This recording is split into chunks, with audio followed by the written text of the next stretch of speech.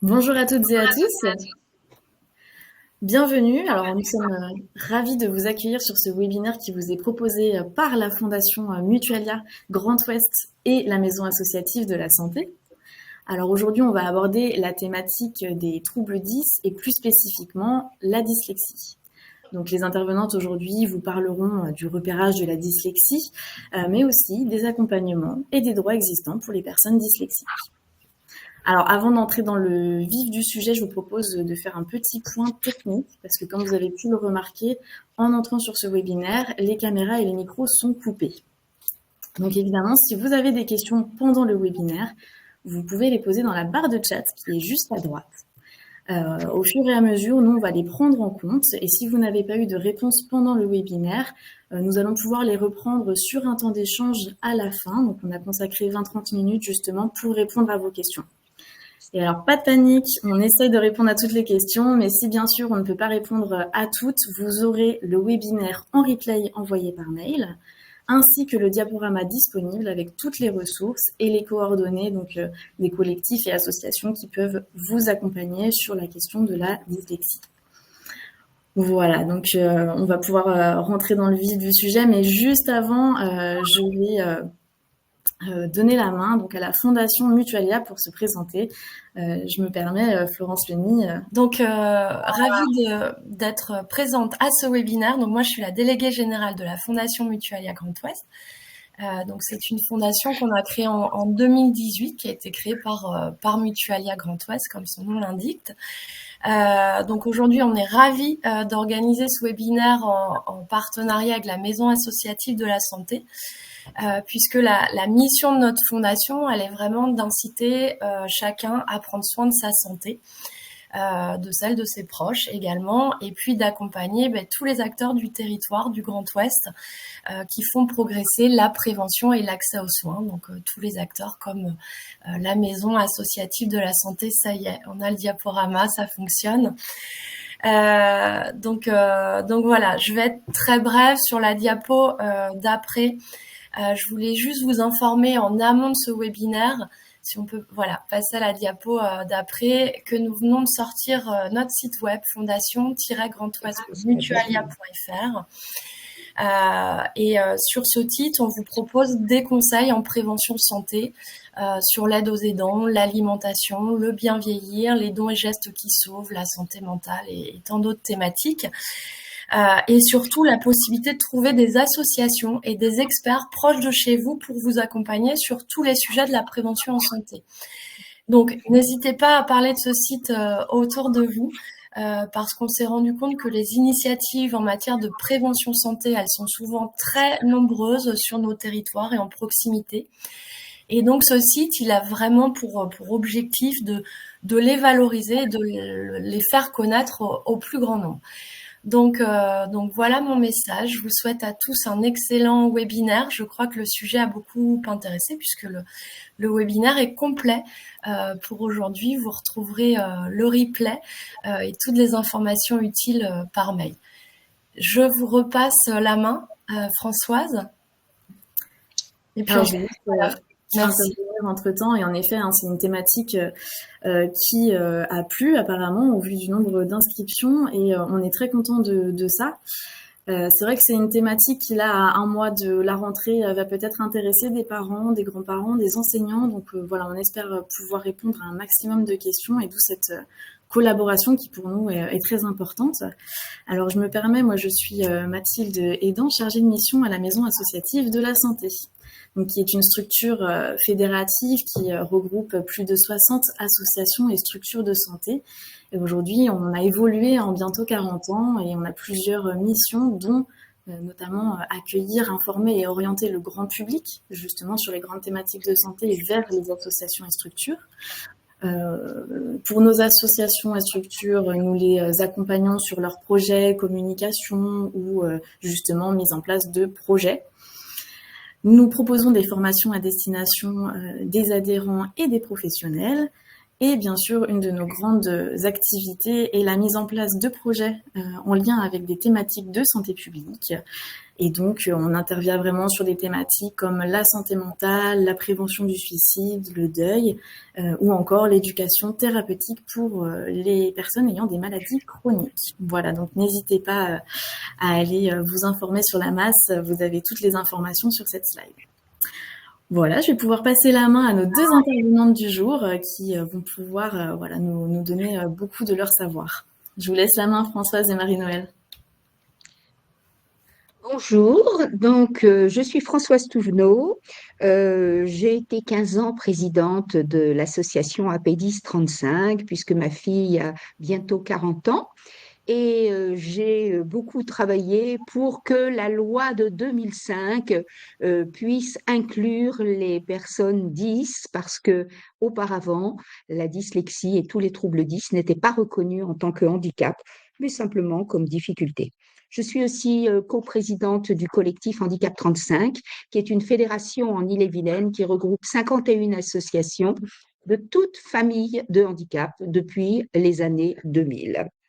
Donc, c'est les troubles 10, mais aussi c'est toute famille, autant le handicap moteur que sensoriel, troubles autistiques, toute forme de handicap. Je vais laisser la parole à ma collègue Marie-Noël. Bonjour, moi je suis donc Marie-Noël Proust, je suis orthophoniste à Rennes et j'ai accompagné longtemps des enfants dyslexiques même des adultes puisque c'est vrai qu'on en parle moins, mais l'orthophonie agit aussi auprès des personnes dyslexiques adultes. Alors, la dyslexie, on parle de la dyslexie, mais est-ce que vous pensez qu'il y a vraiment très peu de personnes touchées par la dyslexie? C'est vrai qu'on dit, oh, c'est rien du tout. Alors, la dyslexie, ça touche beaucoup de monde, vrai ou faux? Vous êtes sur un quiz, c'est à vous de répondre. Je voulais juste vous avertir qu'à l'heure actuelle, on avait plus de 20 votants et que donc une minorité de personnes ont répondu faux à la question une minorité de personnes est touchée par la dyslexie. D'accord. Donc, en fait, oui, vous avez raison, c'est faux. Slide suivante, s'il vous plaît. En fait, en Ille-et-Vilaine, puisqu'on compte environ 8% d'enfants qui sont dyslexiques, puisqu'on ne peut pas différencier vraiment la dyslexie des troubles 10, ça nous fait 4600 enfants dyslexiques en Ille-et-Vilaine, hein, puisqu'on compte environ 2 à 3 enfants par classe, donc c'est quand même pas négatif. Suivant. 45 000 enfants scolarisés en Bretagne. Et au niveau de l'Ille-et-Vilaine pour les adultes, eh bien, oui, 960 000 en France. Et pour les enfants et adultes en Ille-et-Vilaine, on estime qu'il y a un petit peu moins en pourcentage d'adultes, parce que les adultes, pour certains, heureusement, ont compensé, ils ont toujours le trouble, mais ils ne s'estiment plus dyslexiques, ça ne les gêne plus trop dans la vie de tous les jours. Ça fait quand même environ 46 000 personnes. Donc, on ne peut pas dire que ce soit une minorité.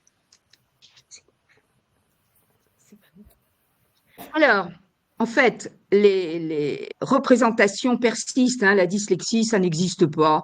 De toute façon, c'est les parents qui les font pas lire. Au lieu de les mettre devant les écrans, il ferait mieux de les faire lire. Et puis, tous les enfants, au début, inversent les P et les B, hein, c'est pas grave.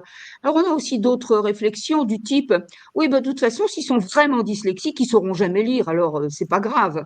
Bah, non, ça, c'est pas vrai, tout ça, hein. La dyslexie, ça existe. Il y a beaucoup de personnes dyslexiques. Il y en a malheureusement beaucoup, surtout dans les adultes qui ne sont pas diagnostiqués et qui restent avec des difficultés de vie. Et quand ils sont rééduqués dans l'enfance, eh bien, ce sont des personnes qui sauront lire comme les autres, avec certaines difficultés, on va le voir tout à l'heure, il restera toujours une grande fatigue et surtout ce sera toujours un handicap invisible. La dyslexie, c'est un handicap au terme de la loi de 2005 et c'est un handicap qui est invisible. Suivant. Suivant, oui. Alors, s'il vous plaît, l'intégralité. Merci. Donc, en fait, la dyslexie, eh bien, ça fait partie des TND. Alors, les TND sont les troubles neurodéveloppementaux. Bien, qu'est-ce que c'est exactement qu'un trouble 10? Il faut savoir que les troubles neurodéveloppementaux, Ça inclut la déficience intellectuelle, les troubles 10, les troubles autistiques, la déficience attentionnelle avec ou sans hyperactivité. Donc, c'est un petit peu ennuyeux pour nous, parents de personnes 10, parce que on y met dans les TND des déficiences intellectuelles, alors que nos enfants, les personnes 10, ont une intelligence préservée. Il n'y a pas de déficience intellectuelle. S'il y a déficience intellectuelle, ce n'est pas un trouble 10, ce n'est pas de la dyslexie. Ça peut être des conséquences dyslexiques, mais ce ne sera pas une vraie dyslexie. C'est un trouble neurobiologique, développemental, c'est-à-dire que on naît avec un trouble 10 et on meurt avec un trouble 10. La seule chose, c'est qu'on va apprendre à compenser. Alors, il faut aussi, pour que ce soit considéré comme un handicap, comme un trouble, qu'il y ait quand même une certaine intensité du trouble. L'intensité du trouble, ça va être fonction de la difficulté de chaque trouble, mais aussi de ce qu'on appelle la comorbidité, c'est-à-dire de l'imbrication. On verra tout à l'heure que qui dit dyslexie dit obligatoirement dysorthographie, hein. Ça n'existe pas autrement. En fait, c'est un problème essentiellement de traitement et d'automatisation de l'information qui concerne le langage, mais aussi tout ce qui est la perception sensorielle.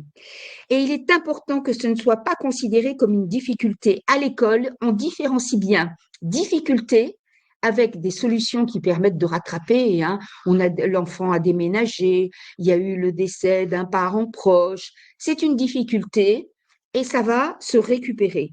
Alors que les troubles 10, il faudra toujours mettre en place des aménagements pour rendre l'apprentissage accessible. Et il y a des conséquences, hein. En fait, qu'est-ce que c'est? Ce sont des fonctions cognitives qui sont déficientes, la fonction langage, les fonctions attentionnelles, les fonctions exécutives, les fonctions neurovisuelles, hein, visuelles. On dit bien neurovisuelles, c'est-à-dire que ça n'a rien à voir avec un trouble de la vue. Neurovisuel, ça veut dire que l'œil voit. C'est le cerveau qui ne décrypte pas correctement ce que voit l'œil ou qui ne renvoie pas. Et puis les fonctions mnésiques. Et tout ça, ça va amener des limitations d'activité.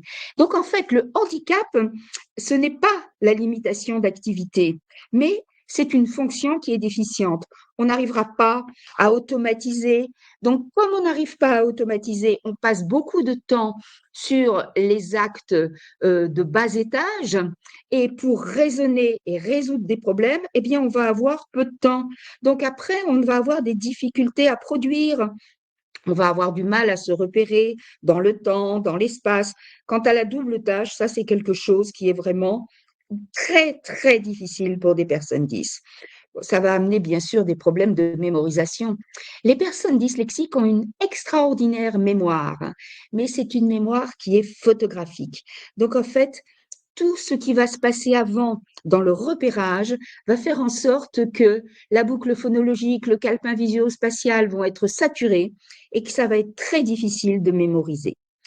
Tout ça, ça va avoir des conséquences particulièrement sur l'enfant. Alors, on parle beaucoup de l'enfant, les adultes aussi, bien sûr, sont dyslexiques, mais toutes les études, en général, sont faites sur l'enfant. Il n'empêche qu'il y a aussi des difficultés et qu'il y a des études qui sont faites sur l'insertion professionnelle des personnes 10 et le maintien en emploi. Mais ça amène une image narcissique qui est extrêmement dégradée. Ça peut amener des troubles du comportement. Un enfant à qui on a toujours dit, bon, enfin, tu travailles jamais, tu travailles pas, t'as encore pas appris. Au bout d'un moment, il en a assez. Donc, qu'est-ce qu'il va faire? Il va se comporter comme on le dit, c'est-à-dire qu'il va pas travailler, il en a assez. Ou alors, il va au contraire être désagréable. Et ça amène pour tous les dyslexiques une lenteur et une fatigabilité. Donc, c'est pour ça que leur image narcissique est quand même très dégradée. Alors, petit quiz. Est-ce que la dyslexie affecte uniquement la lecture? Oui ou non? Vous de répondre dans le chat. Alors, vous pouvez aller directement sur l'onglet sondage qui est à droite. Un sondage a été lancé.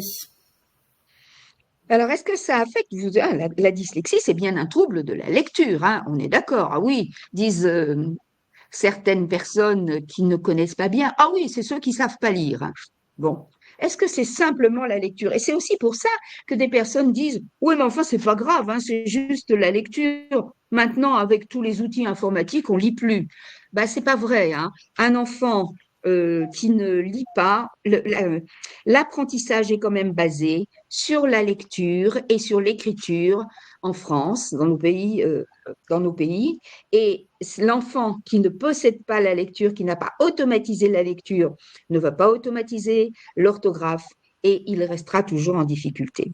Alors ici, vous avez en fait un petit tableau qui vous explique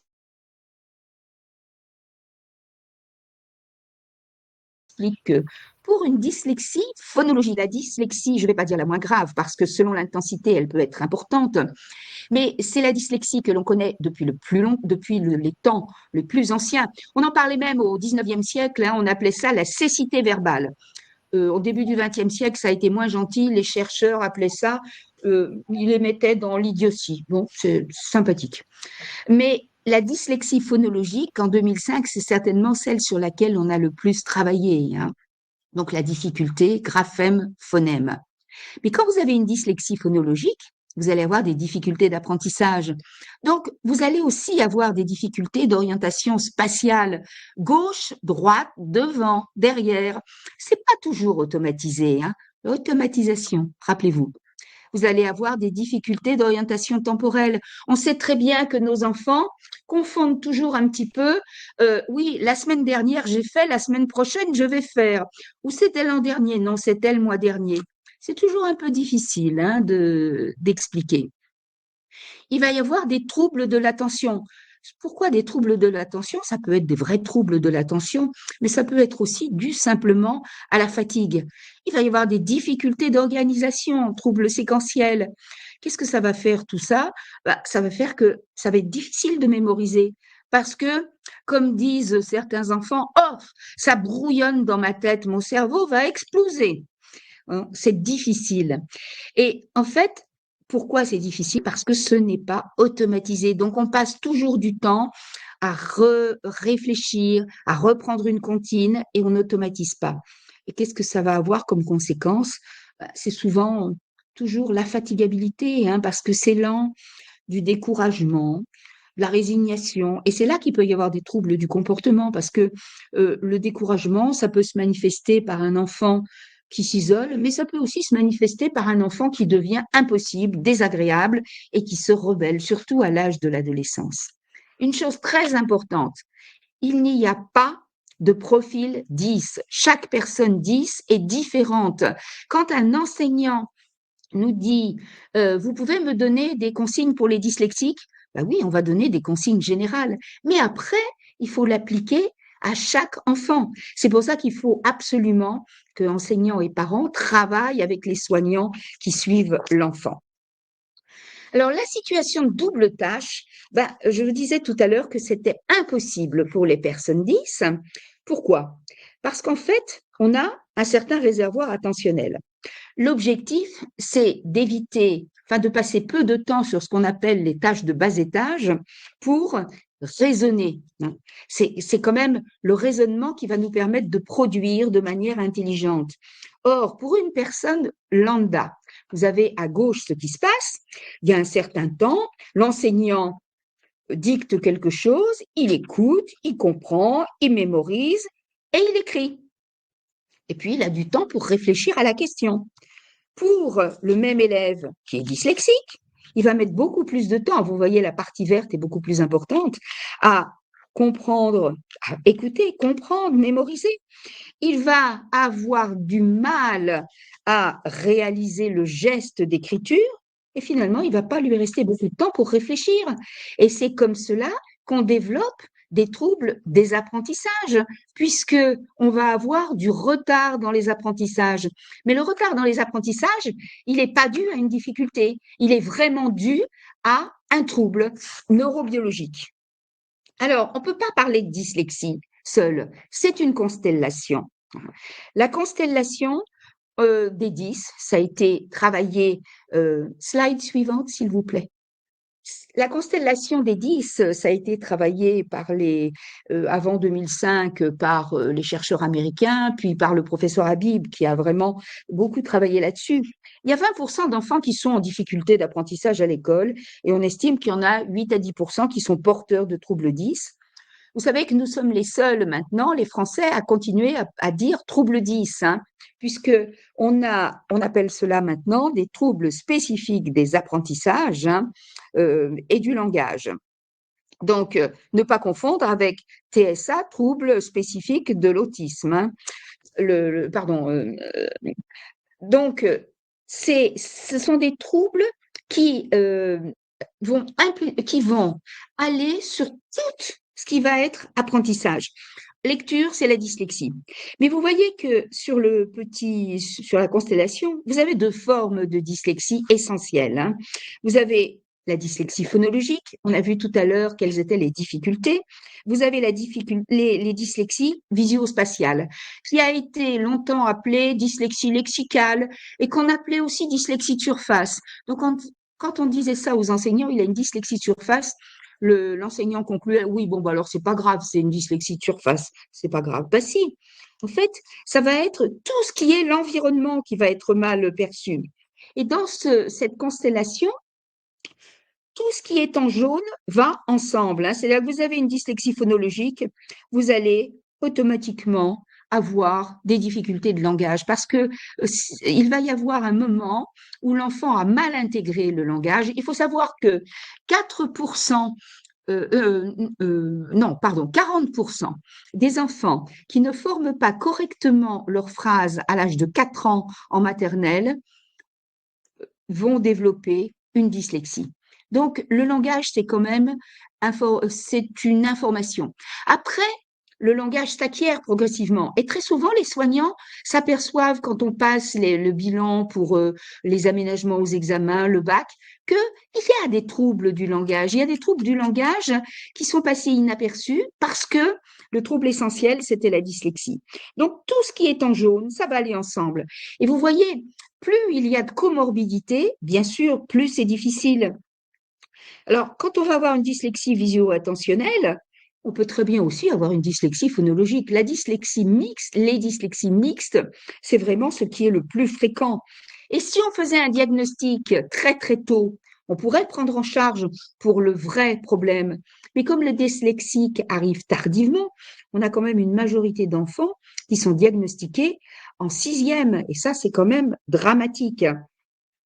Donc, vous allez avoir aussi, avec la dyslexie visio-attentionnelle, des choses comme ce qu'on appelle le syndrome non-verbal développemental, qui en fait, ils comprennent pas bien les règles de vie en société. Ils ont des difficultés. Ce ne sont pas des troubles autistiques, mais ils ont des difficultés avec les règles de vie en société. Ils peuvent avoir des déficits attentionnels et toutes les formes de dyslexie vont amener des difficultés psychologiques. Il n'y a pas de troubles psy au démarrage, mais ils ont une image narcissique qui est tellement dégradée qu'ensuite, eh bien, ils vont avoir des difficultés psychologiques. Alors, vous avez aussi, bien sûr, la dysgraphie, la dyspraxie, qui est un trouble de la malhabileté gestuelle fine.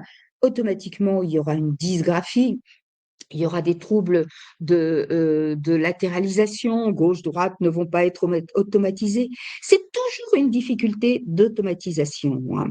Et puis, il y a des déficits attentionnels avec ou sans hyperactivité, qui sont de vrais déficits attentionnels ou qui sont consécutifs de la lenteur, de la fatigue et des difficultés dues par un autre trouble. Donc, en fait, tout est très imbriqué. Alors, c'est difficile après, quand ils sont par exemple en lycée et qui n'ont pas été pris en charge rapidement, de voir quel est le trouble d'origine. Il faut quand même savoir qu'il y a 16% des enfants en lycée professionnel qui ont des difficultés importantes de lecture qu'on estime dues à un trouble et non pas à une difficulté d'apprentissage pure. Donc, pourquoi aussi beaucoup on a en lycée professionnel?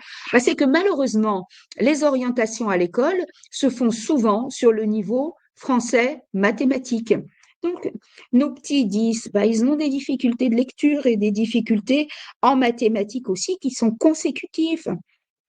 vous en avez quand même 6% en lycée général ou technologique. Donc là, ça veut dire qu'on a au moins 6% des enfants qui ont des troubles 10. Parce que là, ils ont quand même réussi à avoir un niveau, mais ils souffrent énormément et se fatiguent énormément. Alors, il faut savoir ce que c'est qu'être dans la situation d'un dyslexique. Il faut un petit peu une mise en situation. Voilà, vous avez devant vous un texte. Alors, ce texte, eh bien, chez vous, devant votre ordi, je vais vous demander de le lire. Alors, j'ai déjà un conseil à vous donner. Lisez-le à haute voix. Donc, vous avez 30 secondes pour le lire et nous indiquer ce que c'est.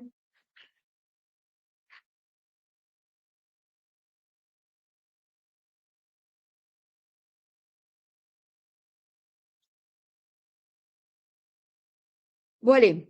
Alors, qu'est-ce qui s'est passé? Eh bien, d'abord, vous avez été dérouté, puisqu'en fait, nous, en France, on a l'habitude de lire de gauche à droite et sur une ligne horizontale. Donc, la première chose, vous avez déjà dû comprendre que vous étiez sur une lecture en colonne. Quand vous avez commencé, qu'est-ce que vous avez fait? Vous avez commencé à déchiffrer. Une perturbation à aborder la Haute-Bretagne. Quand vous êtes arrivé à Bretagne, ça a commencé à aller mieux. Pourquoi? Parce que si vous êtes breton, d'origine bretonne, eh bien, vous avez reconnu ce mot. C'est facile de reconnaître ce mot, Bretagne, hein. Mais en fait, si vous avez tout un bouquin à lire comme ça, eh bien, au bout d'un moment, vous avez vraiment des difficultés. Votre mémoire à court terme est surchargée parce que qu'est-ce que vous avez dû faire quand vous êtes arrivé à Bretagne? Vous êtes revenu au début pour comprendre ce qui était dit dans la phrase parce que vous n'aviez pas compris. Et là, vous avez été lent à lire. Donc, vous êtes exactement dans la situation d'un dyslexique quand il lit. Alors, qui dit dyslexie dit aussi dysorthographie. Il n'y a pas de dysorthographie où il n'y a pas une dyslexie. Vous avez ici un petit exemple de dysorthographie. C'est des difficultés à mémoriser l'orthographe, la forme d'un mot, la grammaire. Vous voyez, hier, j'ai été me baigner avec mon frère. L'eau était glace. Ils mettent jamais les accents, hein, nos 10. Et mon maillot est resté dans l'eau. Mon frère m'a dit qu'il n'y a personne, mais j'avais honte d'être tout nu. Voilà. Donc, ça, c'est un exemple typique de difficulté de dysorthographie. Donc, il est bien évident que quand un enfant à l'école écrit de cette manière, après, il faut qu'il se relise et que ça ait du sens. Et quand il donne ça le soir à maman ou à papa pour apprendre la leçon, maman ou papa, faut qu'il décode et c'est pas évident. Alors, il y a aussi des problèmes de dyscalculie. La dyscalculie, ça peut être des enfants qui sont vraiment dyscalculiques, c'est-à-dire qui n'ont pas l'intuition de la quantité, hein. Ils font des erreurs dans les sériations, ils peuvent avoir des mauvaises coordinations de pointage. Vous avez ici un petit exemple. Quand en maternelle, ils commencent à dénombrer et qu'ils ont un problème de trouble visuo-spatial, eh bien, ils peuvent mémoriser un groupe d'objets en disant ah ben ça fait 8, mais non, en fait, c'est pas vrai, ça fait pas 8, ça fait 9. Donc après, ils vont avoir des difficultés pour repérer à nouveau. Ça peut être aussi phonologique, c'est-à-dire ils ne vont pas reconnaître les sons. Vous avez des dyscalculiques, vous leur dictez 98, il faut qu'ils écrivent dictée de nombres, 98, ben ils vont écrire 4, 20, 10, 8. En fait, là, il vaut mieux pratiquer à l'américaine, hein, dire 9, 8. Là, ils comprennent mieux. Ou même avec des 90 à la manière belge. Et s'il y a un problème de dyslexie phonologique, eh bien, vous avez un petit texte ici. Alors, vous avez 10 secondes pour donner la réponse, hein, parce que c'est niveau de CE1, hein, donc, vous lisez, vous donnez le résultat. Et le problème, c'est que l'enfant qui est toujours dans cette situation pour apprendre, ou le jeune, eh bien, il a des difficultés, il a des retards, parce qu'il a mis tellement longtemps à faire qu'il n'est plus au niveau des copains. Hein.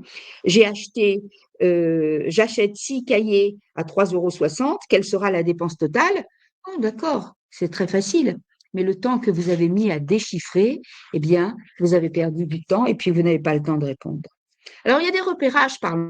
Alors, il n'y a pas qu'à la maternelle, hein, ça continue, bien sûr, l'enseignant peut repérer en primaire, au collège. Mais déjà, l'enfant qui rentre en CP avec encore un parler bébé du type moi voir chien, ben, il faut peut-être mieux déjà, en tant que parent, consulter un professionnel. Alors, ça continue, bien sûr. S'il est pris en charge, ben, ça peut avoir une progression qui soit pas trop rapide, mais s'il n'est pas bien pris en charge, les confusions de mots, donc l'enseignant va s'en rendre compte parce que l'enseignant, il sait le niveau que doit avoir un enfant. Il va par exemple dire vélo pour bicyclette, il va déformer ses mots, il va avoir du mal à être flexible, hein, il va avoir du mal à changer de matière, passer de français à maths, ça va prendre du temps, c'est pas naturel. Et puis, il fait des confusions, 45, 54, 98, 79. Alors, il oublie toujours son cahier à la maison ou il a oublié qu'il devait faire un exercice. Il y a une chose qui est impossible, je vous l'ai déjà dit plusieurs fois, c'est la double tâche. Copier au tableau, c'est une chose qui est infernale pour un dyslexique parce que il faut lever les yeux vers le tableau, repérer le tableau, mémoriser ce qui a été écrit, se repositionner sur le cahier, mémoriser et écrire. C'est vraiment infernal. Il faut pas il n'arrive pas à suivre la correction parce que ça aussi c'est une double tâche. Il a l'erreur qu'il a faite plus la correction. Donc il faut vraiment qu'on lui donne la correction. Il se lève souvent, hein, il est un peu instable parfois, il regarde pas la fenêtre. C'est tout simplement qu'il a besoin de se détendre. Ou alors il bouge, il énerve l'enseignant parce qu'il n'arrête pas de bouger. C'est difficile. Il peine à automatiser. Alors, en fait, la conséquence, c'est que souvent l'enseignant, il a une vision de l'élève qui est un petit peu négative. Hein. On est toujours en train de lui dire « Concentre-toi, fais un effort. Allez, tu peux quand tu veux. » Quand on demande à un enfant qui a des difficultés pour écrire, de bien écrire une ligne, allez, fais un effort. Alors, il va bien écrire une ligne. L'enseignant va lui dire, tu vois, tu peux quand tu veux. Oui, mais il peut pas écrire la page, c'est pas possible. Hein. Donc, au bout du compte, il est souvent triste, il se sent nul. Hein. Il veut y arriver parce qu'il a une énorme volonté. Et puis, ce sont quand même des enfants qu'on soutient, hein, mais il est fatigué et il se sent nul. Alors, à la maison, on peut aussi avoir des conséquences. Ce sont souvent des enfants, ils ont mal au ventre, ils ont mal à la tête, ils ont des difficultés à s'endormir. Ou alors, souvent, quand on le ramène en voiture de l'école, paf, dans la voiture, il est endormi. Il dort tout de suite. Hein.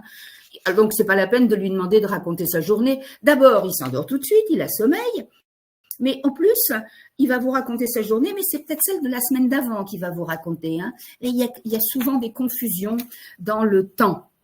Et puis, quand il arrive à la maison, c'est super, il n'a rien à faire. Hein. Alors, en fait, c'est souvent... il faut faire attention parce que quand ils sont en primaire, au début, ils apprennent beaucoup de choses par cœur. Donc, on a l'impression qu'ils savent qu'ils ont appris, qu'il n'y a pas de problème. Mais comme c'est appris par cœur, parce qu'ils ont une extraordinaire mémoire, eh bien, ils ne donnent pas de sens. Hein. Donc, il va falloir être extrêmement attentif au fait qu'il y a du sens dans leurs apprentissages. Ils prennent aussi l'habitude de compenser par l'évitement. Hein. Ça va être une qualité plus tard, mais il faut quand même très souvent les questionner parce que oh ben non j'ai rien, non j'ai rien, non mais c'est pas pour maintenant. Oui mais enfin c'est pas pour maintenant, mais tu dois le commencer quand? Bon et puis tout ça c'est fatigue. En fait il est extrêmement important de repérer très tôt. Plus un enfant est repéré tôt, plus on va pouvoir limiter les difficultés et diminuer aussi l'impact sur les apprentissages scolaires. Hein. En fait, le repérage précoce va permettre de savoir quelles sont ces difficultés, qu'est-ce qu'il faut mettre en place pour rendre accessible l'apprentissage et lui permettre d'automatiser. parce qu'ils sont intelligents, ils ont une difficulté d'apprentissage normative, mais ils apprennent autrement. Et une chose essentielle, hein, il est fatigable, il n'a rien à faire, etc. Enfin, il ne faut pas oublier que c'est un enfant, il faut lui laisser le temps de vivre. Et quand il rentre de la maison, il a le droit de goûter et de se détendre un petit peu. Donc, en fait, il faut repérer très tôt. Il faut faire des bilans référentiels. Dès qu'un enseignant dit « c'est bizarre, hein, il a des difficultés », parce que les enseignants sont quand même des veilleurs. Il ne faut pas hésiter à contacter un professionnel. Il y a des bilans différentiels et des bilans positifs, c'est-à-dire qu'il faut s'assurer qu'il n'y a pas de déficience sensorielle, auditive, visuelle. Je vous rappelle que neurovisuel, c'est pas visuel. Qu'il y a une intelligence ordinaire, c'est-à-dire peut-être un bilan psychométrique complet. Il faut bien sûr qu'il soit socialisé de manière normale. Si c'est un gamin qui va jamais à l'école, il est bien évident qu'il peut avoir des difficultés. Alors quand on dit c'est la définition légale, environnement familial normal, bon, bah, ça veut dire qu'il faut quand même qu'il puisse vivre dans un milieu propice à l'environnement. Il est certain qu'on a des petits enfants et surtout on le voit sur des enfants qui sont arrivés récemment en France. Ils peuvent être dyslexiques, mais ils ont des conditions d'apprentissage qui sont absolument trop difficiles. Donc après, il va falloir faire des bilans orthophoniques, des bilans orthoptiques, des bilans posturales, des bilans ergo, des bilans psychomotriciens. Et une chose importante, l'orthophonie, l'orthophoniste peut poser un diagnostic orthophonique, mais le diagnostic de trouble 10 ne peut être fait que par un médecin. Alors, il y a différents niveaux de prise en charge. Vous avez le niveau 1, en libéral, par exemple, qui va être fait par l'orthophoniste. Le niveau 2, ça va être médico-social si vous faites appel à un CMPP. Vous avez aussi la plateforme TND où c'est le médecin généraliste qui envoie à la plateforme TND pour les enfants de 0 à 12 ans qui n'ont encore jamais été pris en charge. Et puis, vous avez le centre régional troubles du langage et des apprentissages qui est en CHU pour les troubles complexes. Et il faut vraiment aider, adapter, structurer. C'est ça qui est important. Et en général, on commence par le libéral. Alors, non, vous pouvez rester. Alors, du coup, on va peut-être juste, avant, je voulais revenir sur les prises en charge. Alors, effectivement, on a une prise en charge en libéral. Le plus souvent, hein, c'est souvent la voie quand il y a des difficultés à l'école. Souvent, on s'adresse à l'orthophoniste. Donc, l'orthophoniste en libéral. Il y a la possibilité aujourd'hui de faire un bilan orthophonique sans prescription médicale, puisque maintenant l'accès à l'orthophonie en libéral est direct. Et voilà, donc le bilan après est remboursé par la sécurité sociale. Et puis, s'il y a besoin de séances, selon le diagnostic, eh bien, il y aura un accompagnement. Alors, quant au diagnostic, juste, j'en parle 2 minutes. Le diagnostic n'est pas forcément fait. Il peut prendre du temps. Donc, il ne faut pas forcément s'inquiéter s'il n'y a pas un diagnostic de dyslexie posé tout de suite. Ça peut que quelquefois, il y a besoin de bilans complémentaires. Et le mieux est de faire les bilans pour avoir une adaptation la mieux possible. Diapositive suivante, parce que on a dit que effectivement la personne dyslexique, il va falloir utiliser quelque chose de très adapté. Donc le bilan orthophonique va permettre déjà de déterminer le type de dyslexie, mais ensuite on a aussi, nous, en tant qu'orthophonistes, nous accompagnons les personnes dans leur particularité d'apprentissage. C'est-à-dire que souvent, il y a besoin, avec la forme écrite qui est souvent difficile pour l'enfant dyslexique, on y ajoute un apprentissage multisensoriel. Et par exemple, eh bien, pour mémoriser certaines lettres, dès le démarrage de l'apprentissage, on va pouvoir utiliser un geste qui va permettre de faire ce qu'on appelle un double codage. On va utiliser aussi quelque chose qui va être plus kinesthésique. Il est possible, par exemple, pour l'apprentissage des lettres, c'est d'utiliser un marquage sur le corps, par exemple, ou alors de faire des lettres avec de la pâte à modeler. Voilà, donc on est déjà dans l'apprentissage. On aura également un apprentissage visuel et spatial. Donc je vais en parler un peu plus. Diapositive suivante. Alors, et oui, et puis l'apprentissage auditif. Donc pardon, excusez-moi, on revient sur la première. Voilà. Alors, je vais un petit peu détailler cet apprentissage multisensoriel. En fait, l'enfant a besoin d'un support et d'une individualisation pour apprendre. Il n'a pas de difficulté pour apprendre. Un enfant dyslexique est un enfant intelligent qui peut apprendre, qui peut maîtriser l'école, mais il lui faut donc faire des aménagements. Alors on aura, par exemple, on voit là sur la diapositive ce qu'on appelle l'apprentissage visuel et on voit de dessiner une carte mentale. C'est beaucoup plus facile d'apprendre de cette façon-là.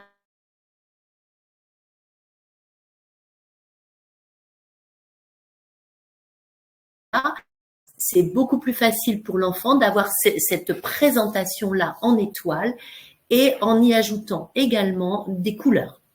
Donc, on a comme ça sur les apprentissages des doubles codages. Pour l'apprentissage kinesthésique, on pourra également utiliser le mouvement, c'est-à-dire qu'on va dire aux enfants de plutôt apprendre. En fait, il y a aucune étude qui a montré qu'on apprend bien en étant assis sur une chaise. Et souvent, les enfants dyslexiques ont un apprentissage meilleur avec un mouvement, c'est-à-dire se lever, bouger.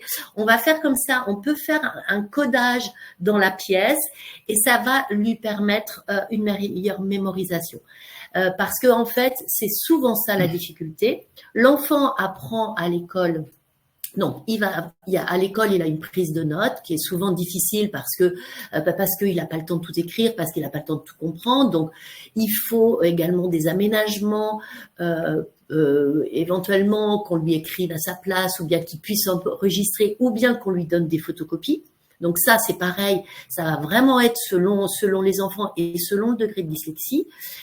Ensuite, une fois que il a tout le support, à la maison, il va devoir apprendre, c'est-à-dire mémoriser. Dans un premier temps, il va devoir comprendre ce qu'on lui demande. Donc, ne pas hésiter à lui lire les consignes. Ça ne sert à rien à la maison de rajouter du travail, d'obliger l'enfant, par exemple, à lire ses consignes. On lui lit. Ce qu'on veut, c'est qu'il apprenne et il mémorise. Donc, on lui lit les consignes et ensuite, on lui fait mémoriser. La mémorisation donc, va passer par différents canaux, comme je viens de vous le dire. Également, un apprentissage auditif, ça c'est possible. Certains enfants, s'ils ont par exemple, ils entendent quelque chose, ils peuvent comme ça, avec un casque audio, mémoriser ce qu'il a à faire. Et ensuite, la restitution. Donc, la restitution, souvent, elle est à l'école. Et à l'école, c'est pareil. En fait, il va falloir des aménagements pour tout ce qui est support écrit. Par exemple, des aménagements sur la police qu'on va utiliser. Il y a des polices qui sont beaucoup plus faciles que d'autres. Par exemple, Arial, ou une police un peu plus grosse. Un interligne également plus gros. Voilà, donc ça, pareil, lire les consignes. Quelquefois même, l'enfant a besoin d'une tierce personne qui va lui lire, qui va écrire à sa place. Mais on peut aussi utiliser les synthèses vocales, où l'enfant parle et ça transcrit. On va utiliser un correcteur orthographique puisqu'on n'est pas obligé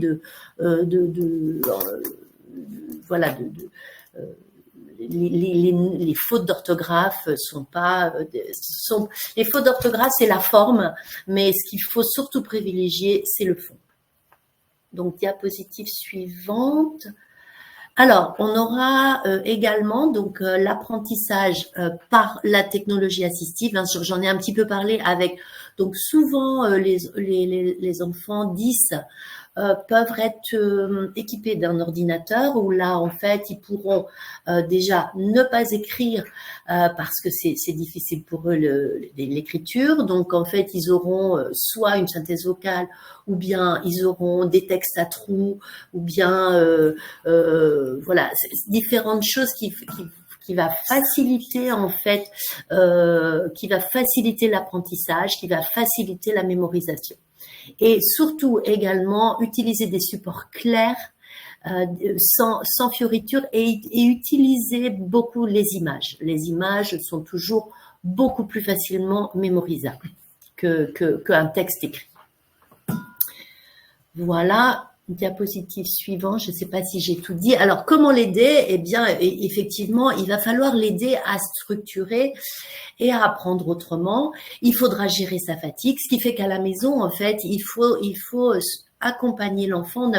Voilà. Et ça, c'est quelquefois difficile. Nous, on a souvent avec les parents des difficultés parce que souvent l'élève dyslexique ne veut pas être aidé, mais il faut lui dire. Et souvent, nous, en orthophonie, on accompagne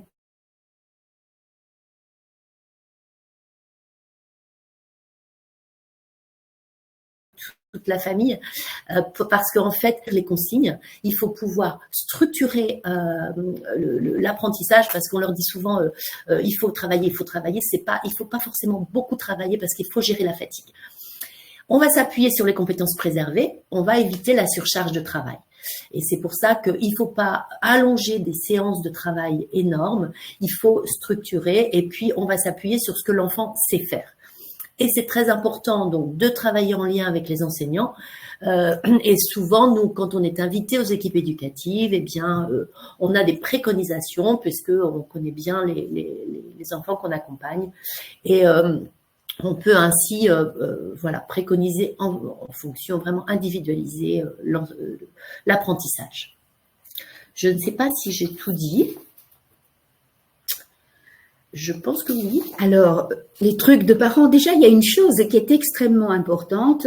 Les enseignants ont parfois tendance à dire pour certains, laissez-les tranquilles, il peut faire toute seule. C'est aussi, si sa maman lui lâchait un peu les baskets, il pourrait faire. Non, il faut les accompagner. Il est bien sûr important de ne pas faire à leur place, mais il y a des choses qu'il faut faire pour les soulager. Et donc, tout ce qui est tâche de bas étage, il faut lire pour lui, lire. Et ça s'arrête pas au bout du CE1 ou du CE2. Il y a des fois, quand on le voit très fatigué pour préparer le DNB, eh bien, il faut lire, on lit, et puis c'est tout, hein. Après, c'est à lui de faire. Il faut écrire pour lui quand il est en primaire, les exercices. Alors, il y a plein de petites choses qu'on peut lui apprendre à utiliser. Par exemple, de la 6e au bac, hein, il est conseillé que chaque matière a une couleur. Donc, par exemple, les maths, c'est rouge. Oh. Donc, les cahiers sont rouges, les fichiers sont couverts en rouge, les livres sont couverts en rouge. Tout est rouge.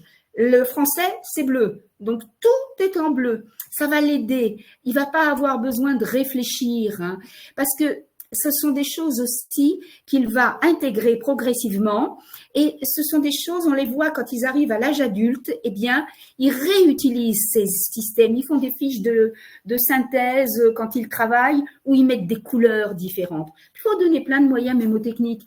Par exemple, pour ceux qui ont des difficultés en mathématiques, ils se rappellent jamais de quel côté le chiffre le plus grand est indiqué.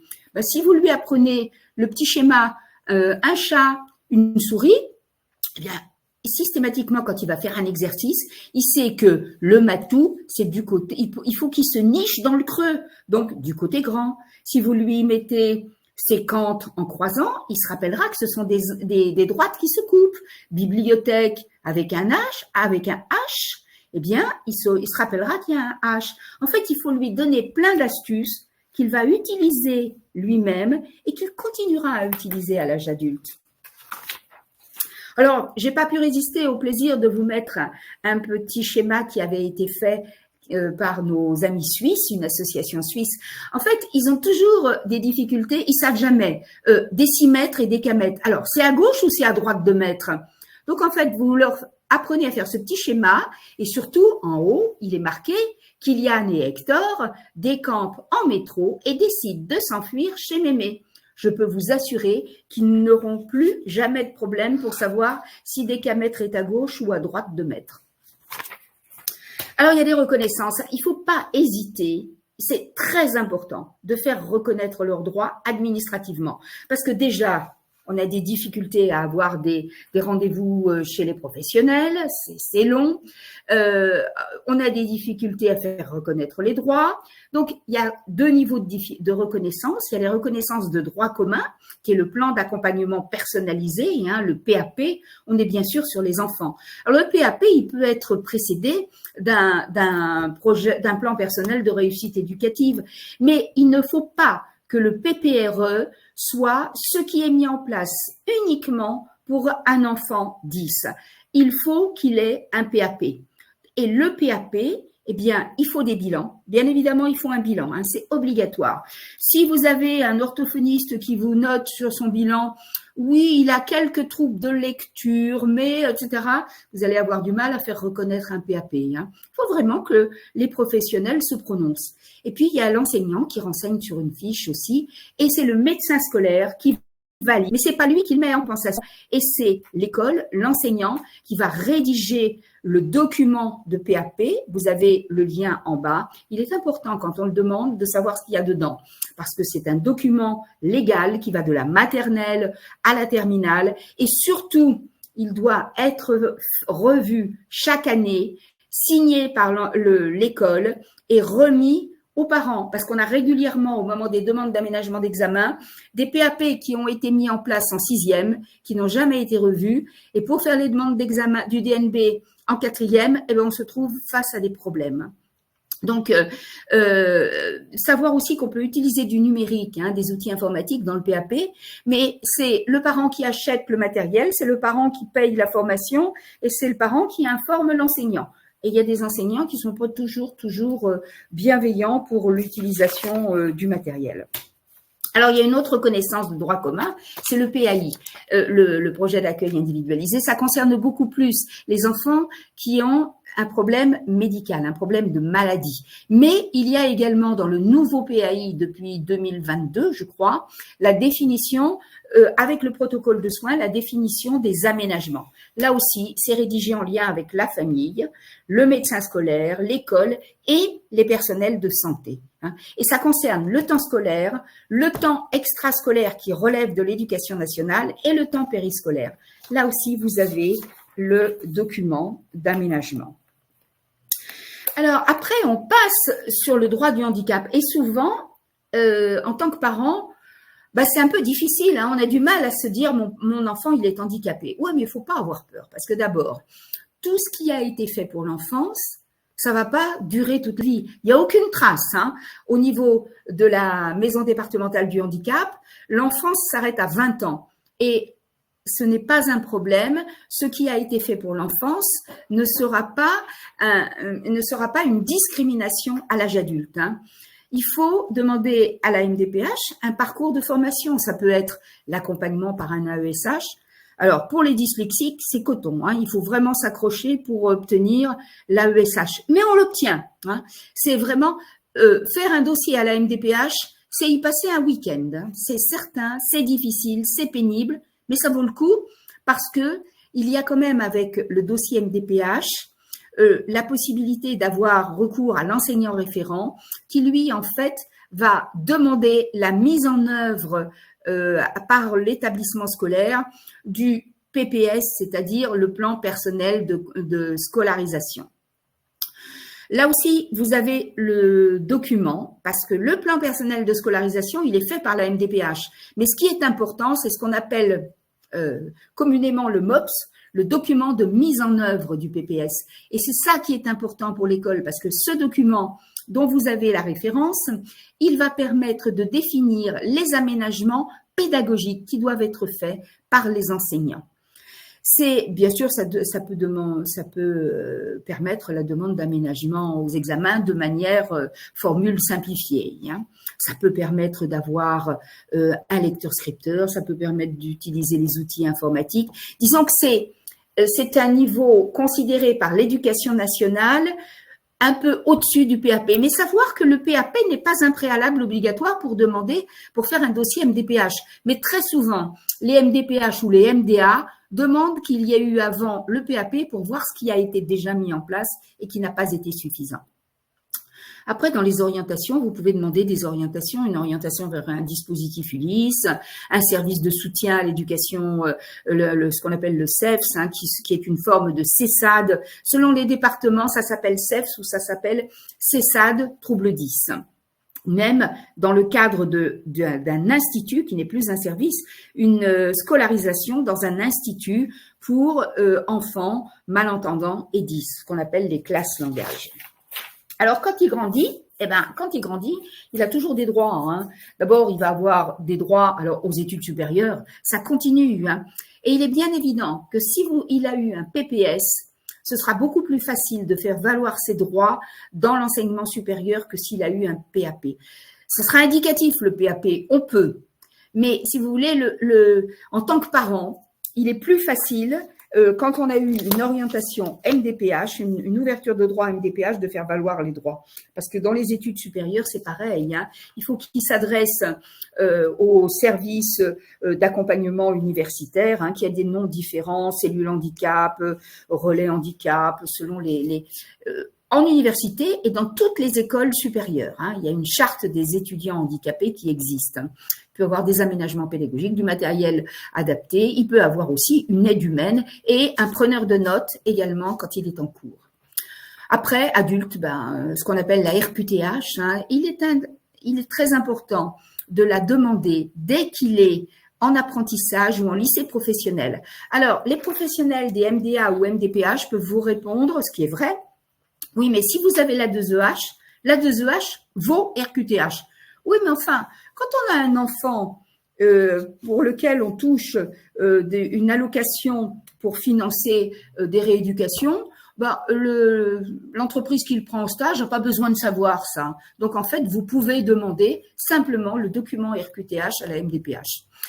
Et puis, c'est plus facile de le demander quand il est en lycée parce que après, quand il va être en situation professionnelle, si on le demande après coup, c'est le médecin du travail qui va devoir remplir les documents. Tous les médecins du travail ne connaissent pas encore très bien les troubles 10. Hein. Vous pouvez aussi demander un accompagnement CESAD professionnel. Vous pouvez demander un dispositif d'appui. Hein, s'il a des troubles 10 très très importants, significatifs, surtout en comorbidité. Donc, il y a aussi le dispositif d'appui. Il y a les MISP, hein, les mises en situation professionnelle en milieu protégé pour certains. Et ils ont besoin de passer en milieu protégé pour après aller être accompagnés dans le milieu ordinaire. Et puis, une réorientation professionnelle, ce qu'on appelle l'ORP. Donc, il y a des droits, il faut les utiliser. Et puis surtout, il faut qu'il utilise des outils numériques. Quand il va être à l'âge adulte, c'est vraiment ce qu'il va utiliser. Donc, en fait, il faut qu'il les apprenne à l'école.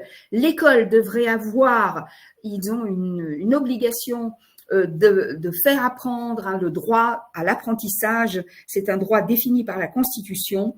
On devrait leur permettre de savoir utiliser des outils numériques. Il suffit pas de lui mettre un ordinateur et ça y est, il n'y a plus de problème. Il faut qu'il apprenne à l'utiliser. Alors, il y a plein de possibilités, hein, conversation, fichier son, il y a les scanners portables, il y a les souris portables, il y a les prédicteurs avec retour vocal ou sans retour vocal, il y a les synthèses vocales, les dictées. Enfin, il y a beaucoup de choses qui existent.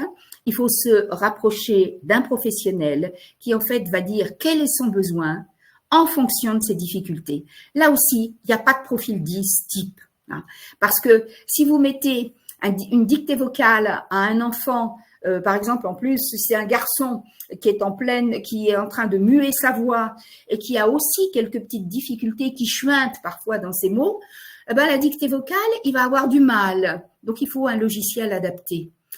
Il y a un logiciel qui leur convient très bien à tous, c'est tout ce qui est la cartographie mentale. Hein. Alors, cartographie mentale, que ce soit manuel, ou le mapping quand c'est en informatique. Puis il y a des petits outils nouveaux, des outils portables comme le crayon lecteur qui sont extrêmement importants. Souvent, quand ils sont à l'âge d'ado, ils veulent pas utiliser l'ordinateur à l'école parce que c'est un marqueur. Par contre, ils ont une tablette, ils aiment bien, hein, parce que les copains, ils trouvent que c'est chouette. Donc, il y a une multitude de produits, il faut voir en lien avec l'enseignant, en lien avec les professionnels, et il faut surtout que ce soit formé par un professionnel. Il faut qu'il y ait une ergonomie du logiciel. Alors, vous avez aussi quelques ressources en dessous que vous pouvez écouter sur les ressources numériques, mais c'est vraiment de travailler avec le professionnel pour que ce soit adapté à son besoin et pas de lui coller un outil en disant bon, maintenant c'est bon, c'est réglé. Alors, il y a encore des ressources, bien évidemment, qui existent. Si vous avez, à partir du moment où il a un diagnostic de dyslexie, juste fait par un orthophoniste, il peut accéder aux bibliothèques pour des troubles visuels. La médiathèque Valentin Huy, vous avez un service qui s'appelle EOL, qui est une plateforme numérique qui permet d'accéder aux livres numériques et aux audios gratuits. C'est important. Ça veut dire aussi que aux enseignants, surtout en collège, vous allez leur demander dès le début de l'année de bien vouloir vous donner la liste de tous les bouquins étudiés dans l'année. Parce que quand on vous donne la veille des vacances de Noël le livre qui sera à avoir étudié pour la fin des vacances, c'est pas toujours facile de pouvoir se produire, de pouvoir se procurer le livre numérique ou le livre audio. Donc ça fait partie des choses qu'il faut demander. Il faut avoir des contacts avec toutes les médiathèques et les bibliothèques. Vous avez des logos maintenant, comme le logo 10, qui est utilisé par au moins par toutes les médiathèques de Bretagne. Pour les autres départements, je ne sais pas, mais pour tous les départements bretons. Et il faut pas négliger non plus les BD. Les BD bien faites pour les 10, bien structurées, ça peut apprendre aussi des mots et ça peut apprendre surtout à réfléchir parce qu'ils n'ont pas besoin de lire. Alors, si vous avez la possibilité d'aller à Rennes, nous avons la médiathèque de Rennes, les champs libres, où vous avez une cabine où vous pouvez utiliser des logiciels spécifiques. Il suffit de prendre un rendez-vous, vous allez sur le site de la médiathèque et tous les vendredis après-midi, vous avez des professionnels qui peuvent d'abord vous faire des visites en vous conseillant les livres 10 et puis qui peuvent vous donner tout ce qui est logiciel et surtout ce qui est important, c'est que l'enfant peut les utiliser et donc voir s'il est à l'aise avec ou pas. Faut pas oublier que maintenant, il y a l'exception pour les 10, donc en fait, on peut avoir des livres numériques.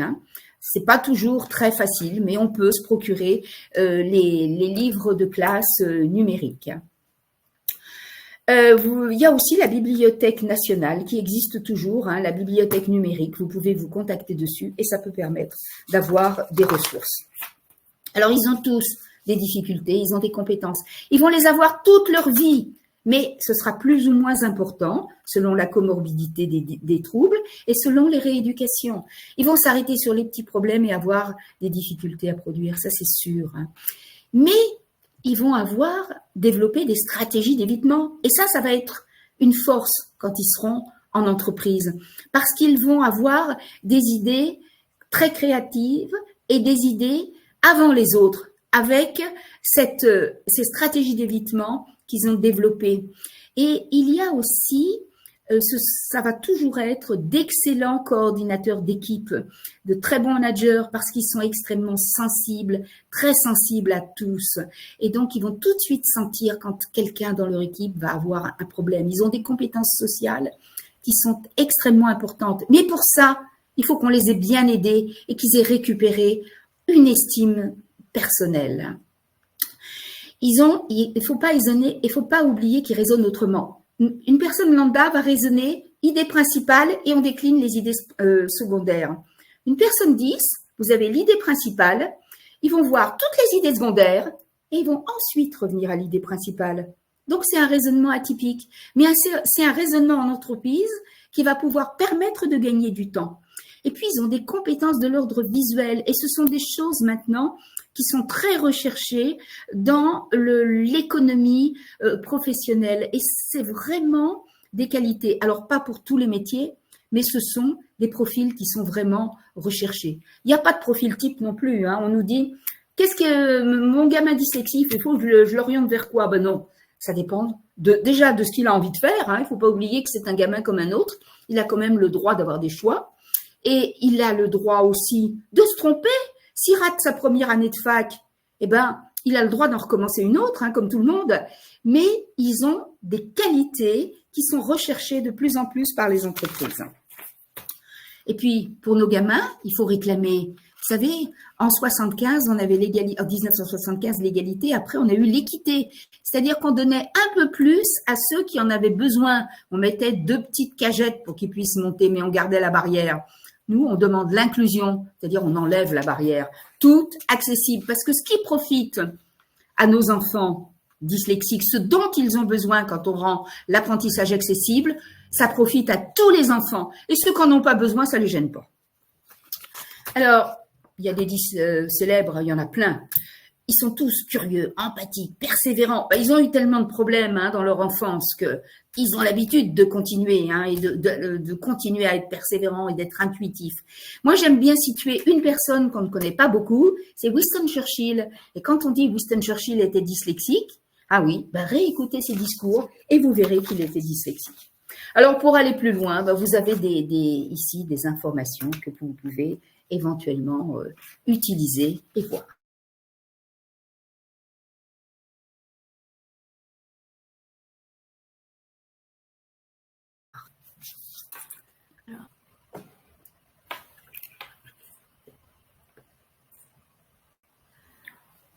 Alors, on va prendre un temps maintenant pour répondre un petit peu à vos questions.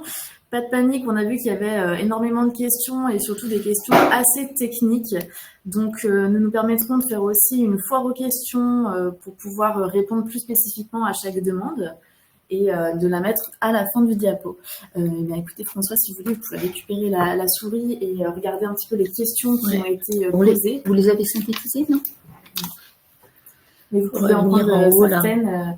remonter un peu plus haut, en prendre oui, certaines. J'ai vu qu'il y en avait certaines qui étaient... Ça commence plus bas, ouais. Alors, en tout cas, bon, d'accord. 1 an et demi que ma fille est sur liste d'attente. Comment on fait pour accéder aux professionnels? C'est un véritable problème. 1 an, 2 ans d'attente maintenant.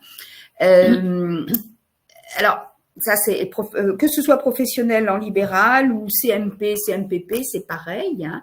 Il y a vraiment un délai d'attente. C'est pour ça que certaines fois, on voit arriver à la MDPH, par exemple, des dossiers où le premier diagnostic, c'est un diagnostic de psychomotricité. Parce que c'est plus facile d'accéder à un psychomote qu'à un orthophoniste, qui serait le premier professionnel. Le problème de la psychomotricité, c'est que ça a un coût, le bilan. Alors, je sais pas, je vais peut-être renvoyer vers votre mutuelle. Peut-être que la Fondation Mutualia peut prendre en charge. Il faut pas oublier aussi, quand même, il existe la plateforme TND, troubles neurodéveloppementaux, qui prend en charge les enfants dyslexiques. Il y en a une dans chaque département. L'adressage peut se faire par le médecin de PMI ou le médecin généraliste. C'est destiné à des enfants qui n'ont encore jamais eu de prise en charge ni de diagnostic. Mais c'est intéressant. En fait, en tant que parent, j'aurais tendance à dire, il faut taper partout. C'est-à-dire, il faut demander les orthophonistes, il faut en contacter plusieurs, il faut relancer. Il faut voir si on a une possibilité de faire un autre bilan qui puisse être pris en charge financièrement. Et puis, il faut aussi demander à la plateforme d'orientation TND et se faire envoyer par son médecin généraliste. Il faut essayer partout. Alors, je vois qu'il y a pas mal de questions effectivement autour de ça, de l'accès aux soins en orthophonie. Alors, c'est un problème qui est national en fait, effectivement. Il n'y a pas assez d'orthophonistes sur le territoire. Donc, c'est vrai qu'on a peu de réponses à ça. On essaie, ça c'est vrai que c'est une constante d'améliorer l'accès aux soins, mais c'est toujours actuellement très très compliqué. Donc c'est vrai qu'on n'a pas de solution. On va peut-être laisser la parole à Mutualia pour répondre, puisqu'il y a une réponse et ça va dans le sens de ma proposition. Alors, j'ai répondu dans le chat. Alors, ça ne pourra pas être la fondation qui aide sur le dispositif, puisque la fondation, elle a pour objectif de contribuer à l'intérêt général. Donc, elle va pas aller rembourser directement les individus, mais ce que je vous encourage à faire, c'est vraiment effectivement de contacter votre conseiller mutualiste, Mutualia, si vous êtes chez Mutualia, et selon le niveau de garantie souscrit, effectivement, vous pouvez avoir une prise en charge sur l'ergothérapie et sur les différentes médecines qu'on appelle douces et parallèles qui peuvent vous aider sur tout ce que vous venez nous expliquer, Françoise. Donc, c'est vraiment votre mutuelle. La fondation, elle a vraiment un autre rôle, hein, vous l'aurez compris. Là, nous, on est plutôt à soutenir les acteurs du territoire dans l'accès aux soins et la prévention. Mais n'hésitez pas à contacter votre conseiller. Alors, il y a une question aussi sur… une chose, pour compléter, ça dépend des troubles de l'enfant, mais si un enfant a vraiment de grosses difficultés, il peut y avoir aussi, par le médecin, essayer d'avoir une ALD. Et dans ce cadre, il peut y avoir demande à la caisse, à la CPAM, de prise en charge dans le cadre extralégal. Même sans ALD, on peut tenter les demandes de prise en charge dans un cadre extralégal. Alors, il y a une question, alors financement ergo, etc. Oui, alors il y a une question aussi, afin de suivre les délais MDA trop longs. Oui, je pense que c'est en lien, donc MDA, c'est le Morbihan. Je pense que c'est en lien avec la reconnaissance du trouble et la demande de PPS. Ouais, les MDPH, MDPA, je suis d'accord, les délais sont extrêmement longs. C'est pour ça qu'il faut essayer, quand on dépose un dossier qui est vraiment tout, hein, alors,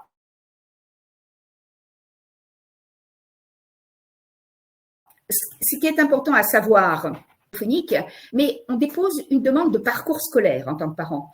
Ça veut dire que l'école est concernée. Ça veut dire qu'il faut qu'il y ait ce qu'on appelle un GEVASCO, première demande, qui soit rédigée par l'enseignant. Parce que si il n'y a pas ce document dans le dossier de demande, eh bien, le dossier ne sera pas reçu ou ce sera négatif comme réponse. Donc, il faut vraiment essayer, quand on dépose un dossier, vu que le délai de traitement est souvent de 5-6 mois au mieux, ce qui est long quand même pour un enfant, hein, parce que ça amène souvent à l'année scolaire suivante, il faut vraiment qu'il y ait tout.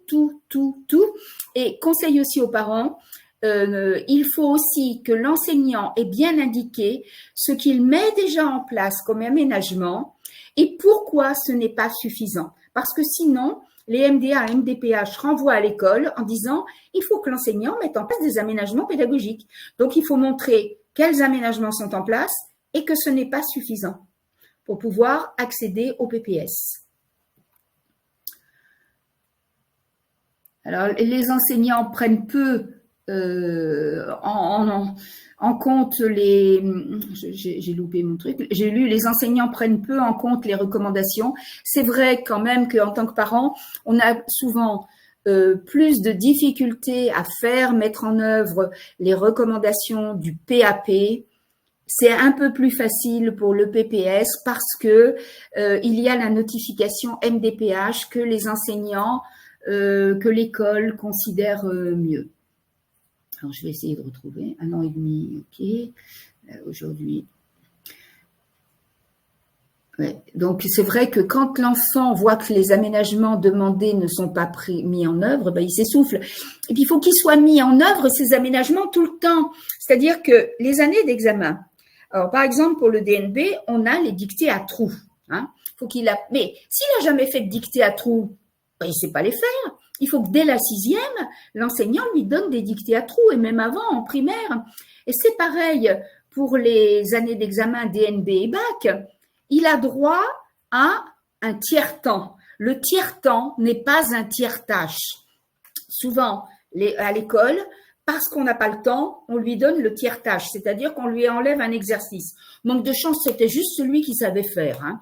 Bon. Mais ça ne l'apprend pas aux conditions de l'examen. Il faut qu'il apprenne à utiliser ce tiers-temps. Quand les enfants ont eu des tiers-tâches, ils arrivent à l'examen avec un tiers-temps, ils ne l'utilisent pas. Donc, il faut vraiment demander. Je sais, c'est très difficile en tant que parent, mais il faut quand même demander. Et ce qui est important souvent dans l'accompagnement, c'est vraiment la triade famille, soignant et école. C'est vraiment comme ça que on permet un accompagnement au plus près, puisque c'est vrai que nous, en tant qu'orthophonistes, on connaît bien les enfants, puisqu'on les voit toutes les semaines, on les accompagne longtemps, et on est à même de pouvoir aider les enseignants à ajuster au plus près leur pédagogie. Donc c'est vrai que il faut toujours mettre en lien les trois. C'est ça c'est le mieux pour tout le monde. Alors, on a une question sur le fait qu'un enfant a été suivi jusqu'en 3e et que pour les aménagements au bac, on demande un bilan orthophonique de moins de 2 ans, alors que l'orthophoniste a dit qu'elle était arrivée au bout de la rééducation. Alors déjà, là aussi, c'est une réaction de parents. Excusez-moi, Marie-Noël, mais si l'orthophoniste est arrivé au bout de la rééducation, faut changer d'orthophoniste. Hein, c'est vrai. C'est que l'orthophoniste, elle a suffisamment travaillé avec l'enfant et que ça colle plus. Mais il faut changer d'orthophoniste. Puis il faut peut-être trouver une orthophoniste à partir du lycée, ou une orthophoniste qui travaille différemment, c'est-à-dire qui travaille en atelier, en mini-groupe, qui travaille pendant les vacances, qui travaille sur du concret, mais qui fasse plus du B à bas. Bon. Donc ça, oui. Après, il y a effectivement le problème qui se pose, c'est de refaire des bilans.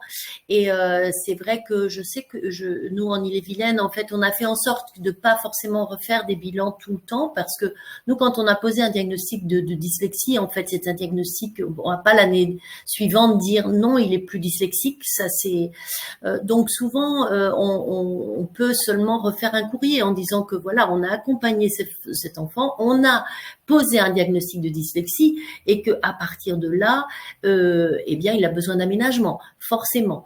Et bon, alors effectivement, je suis d'accord, François, c'est vrai que l'accompagnement, moi je dirais que l'accompagnement orthophonique pour quelqu'un de dyslexique, c'est un accompagnement de longue durée. Forcément, c'est un peu dommage de s'arrêter à la 3e, oui, puisque il a des besoins qui changent.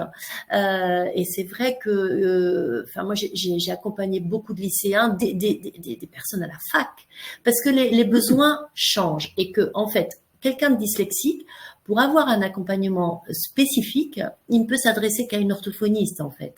C'est vrai que la famille ne peut pas être là pour compenser, aider, comme l'accompagnement orthophonique. Et c'est vrai que dans les textes, on demande un bilan orthophonique de moins de 2 ans. Alors, dans certains départements, on a réussi à contourner cela, dans d'autres, non, puisque ça dépend de la division des examens de l'éducation nationale. Le mieux, c'est de se rapprocher de son association locale, départementale, qui sait exactement où ça en est, de l'association des parents, pour voir ce qui est possible de faire. C'est une chose que l'on demande. En fait, les associations, nous, association par exemple Dyslexiques de France, demandent que le bilan orthophonique, le diagnostic orthophonique qui est fait à partir de l'adolescence, il soit valable à vie. Et la deuxième chose que l'on demande, c'est que les aménagements aux examens, parce que les médecins scolaires, vous avez des départements où il y a 2 ou 3 médecins scolaires. Tous les médecins, on manque de médecins scolaires partout, donc ils sont submergés. On demande que ce puisse être le médecin de famille qui préconise les aménagements et ensuite c'est la division des examens avec les aménagements mis en place toute l'année par les enseignants qui décident et qui donnent l'autorisation. Et ça, c'est vraiment une grande demande. Il faut que tous les parents militent pour ça. Hein. Il y a une autre question, à partir de quel âge est-il préférable de demander l'aide d'une AESH, donc un accompagnement humain à l'école? Ma fille entre en petite section en 2025, elle présente un retard de langage avec des bilans, etc., un bégaiement, un nystagmus, oui, et elle a une maladie génétique. Alors, je ne sais pas si cet enfant est en crèche, mais si cet enfant est en crèche, avant l'entrée en petite section, vous avez intérêt à demander une équipe éducative où il sera invité peut-être le médecin de PMI, peut-être des professionnels qui suivent l'enfant, les professionnels de la crèche et des enseignants qui vont accueillir l'enfant. Parce que il faut que ce soit prévu. Si vous le demandez au moment, on est déjà au mois d'octobre, oui, en fait, faudrait demander cette réunion dès le mois de janvier, pour que ça puisse être pris en compte. Parce que ce serait bien que en maternelle, elle puisse déjà avoir une aide si elle en a besoin. Une des réponses des MDPH est aussi de dire qu'il ne faut pas oublier qu'en maternelle, il y a des ATSEM et que les ATSEM font un certain travail. Mais là, en fait, ce que vous semblez demander pour l'enfant, c'est vraiment une aide spécifique. Donc, il faut vraiment organiser dès maintenant cette réunion, et les crèches qui accueillent des enfants qui ont quelques difficultés en ont l'habitude. Maintenant, si elle est chez une assistante maternelle, eh bien, il faut que ce soit vous qui provoquiez dès maintenant la réunion avec l'école où vous l'avez inscrite, où vous allez l'inscrire, et puis avec tous les professionnels, et le médecin PMI aussi en soutien. C'est important. Je pense que vous conseillez d'autres, Marie-Noëlle. Oui, non. Alors, comment obliger les enseignants à prendre en compte les troubles 10, pas juste des petites mesures pour se dédouaner. Il ne faut pas oublier que le PAP, il doit être revu chaque année, signé par l'établissement et par la famille. Donc, en droit français, c'est un document opposable. Alors, c'est vrai qu'on n'a pas beaucoup de saisines du tribunal administratif pour non-respect du PAP. On en a pour non-respect des PPS et de mise en œuvre du document PPS. C'est difficile, c'est souvent c'est un long combat parce qu'en fait, il faut qu'on fasse attention aussi. Quand on est parent, on va au combat avec l'enseignant, mais pas trop. C'est la main de fer dans le gant de velours, parce qu'il ne faut pas oublier que quand on est parti, nos enfants, ils sont tout seuls à l'école. Donc, c'est bien sûr que l'enseignant ne va pas le traumatiser, mais faites attention à l'image que l'enseignant a de l'enfant et parfois à l'image que l'enseignant a du parent et de la maman, qui est toujours là pour ah oui, mais qui veut quelque chose. Moi, je lui apprends à lire d'une certaine manière, elle fait autrement. Ça, faut pas. Il faut vraiment utiliser les mêmes méthodes que les enseignants. C'est pour ça que, comme disait Marie-Noëlle, c'est important, la triade, c'est primordial. Il faut travailler avec les enseignants, avec les soignants, les parents, et on met l'enfant au milieu avec ses besoins spécifiques. Il est l'heure, oui, je sais.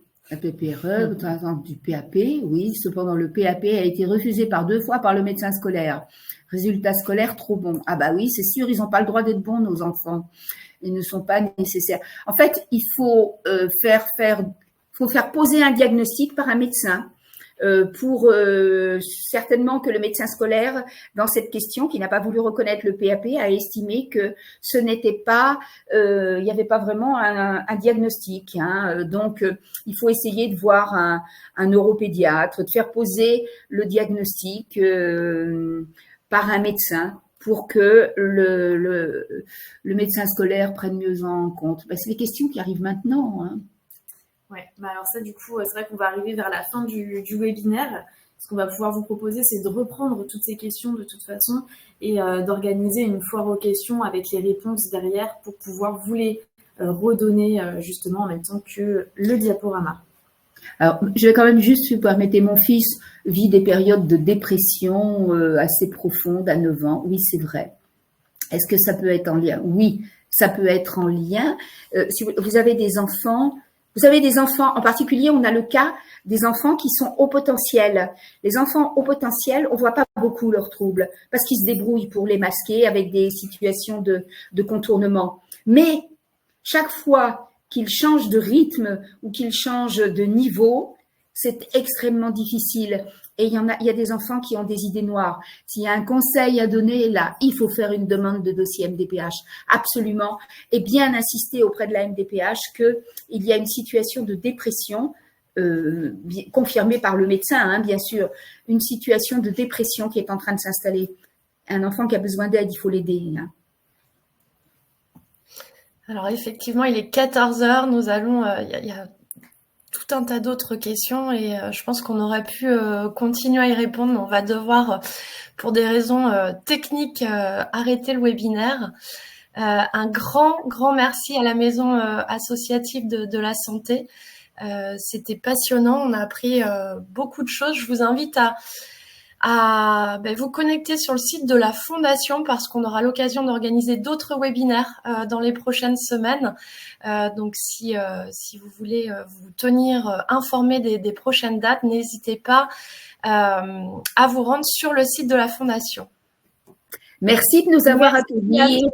Merci de nous avoir accueillis et de nous avoir permis de parler de ce trouble qui est quand même un handicap invisible et qui dure toute la vie.